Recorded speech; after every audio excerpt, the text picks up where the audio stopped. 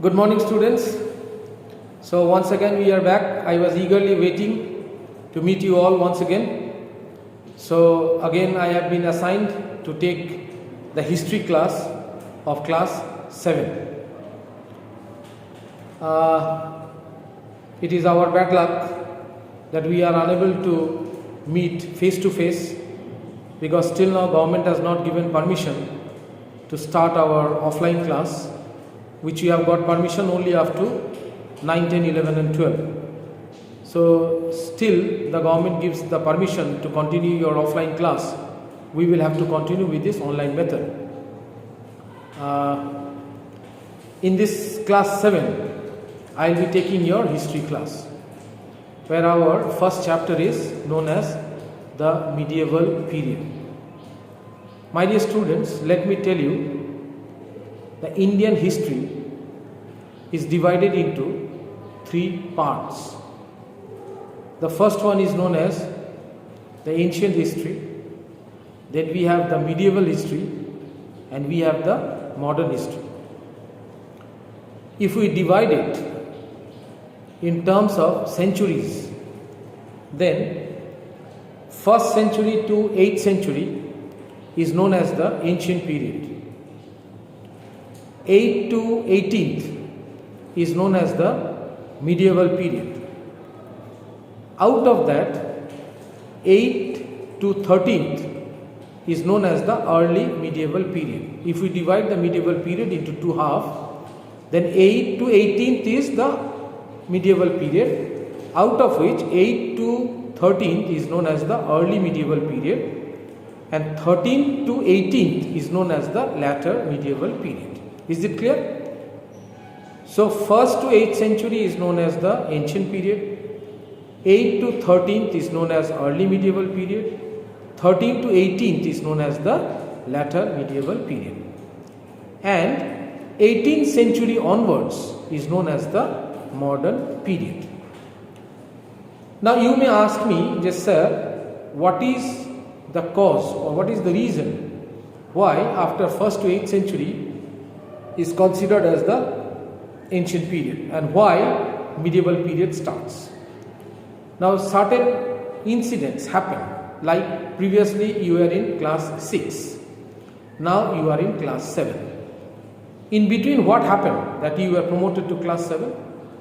Thing is that in between you had your annual examination, where you performed well, you wrote your papers, you got good marks, you got promoted to class 7.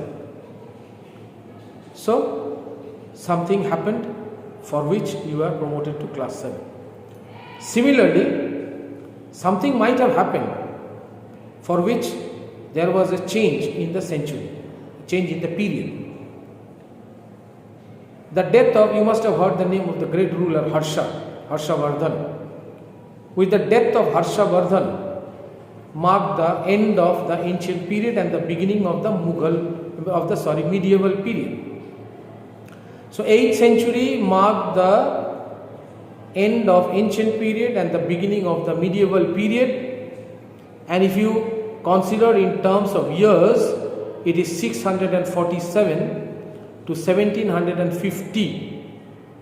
647 to 1750 is considered as the medieval period, and if you consider in terms of century, then it is 8th to 18th century.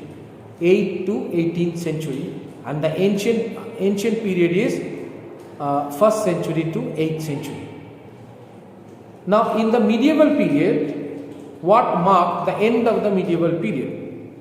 The end of the Mughal rule.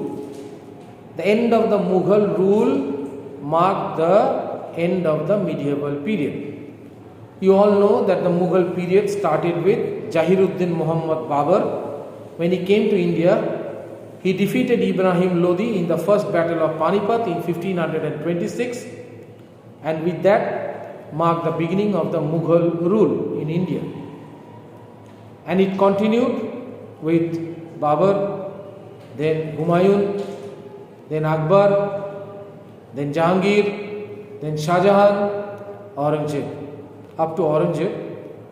So Babur, Humayun, Akbar, Jahangir, Shahjahan, Aurangzeb, these 6 Mughal rulers are known as the Greater Mughals.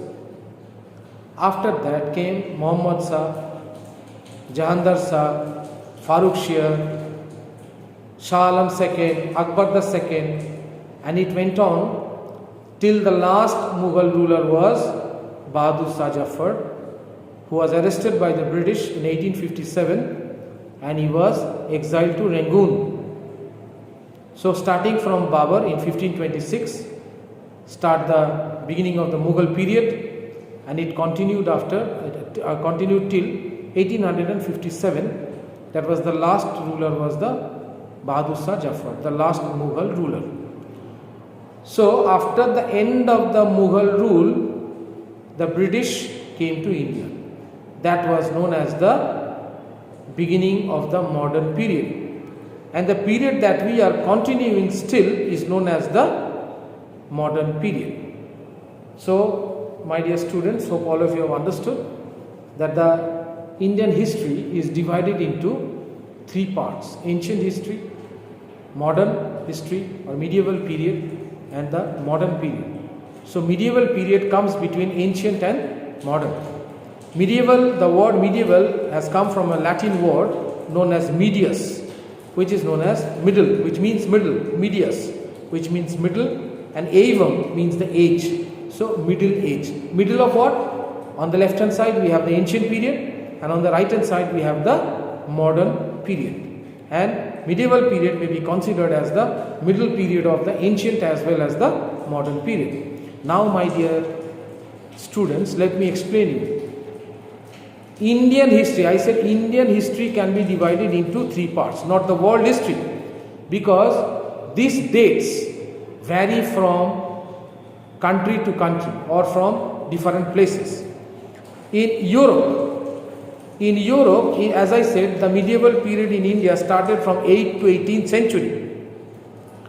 In Europe, it stretches from 600 to 1500 CE. That is 6th century to 15th century. But in our country, it was from 8th to 18th century. So, hope all of you have understood that the dates, as I said, the period of the history are not fixed. It varies from country to country or from continent to continent. That in India, the medieval period is from 8th to 18th, but in Europe, it was from 600 to 1500 and 1500 C. So today we will not go farther up to this. Today is our first day, and you must send me your feedback that how was the class. So if it is good, then I will try to make the videos much better with more informations, and I will try to explain you certain things on the board also. So hope all of you have enjoyed the video, and how you have enjoyed, please let me know with your feedback. So with that, I am winding up my class here. So all of you take care of yourself and stay well.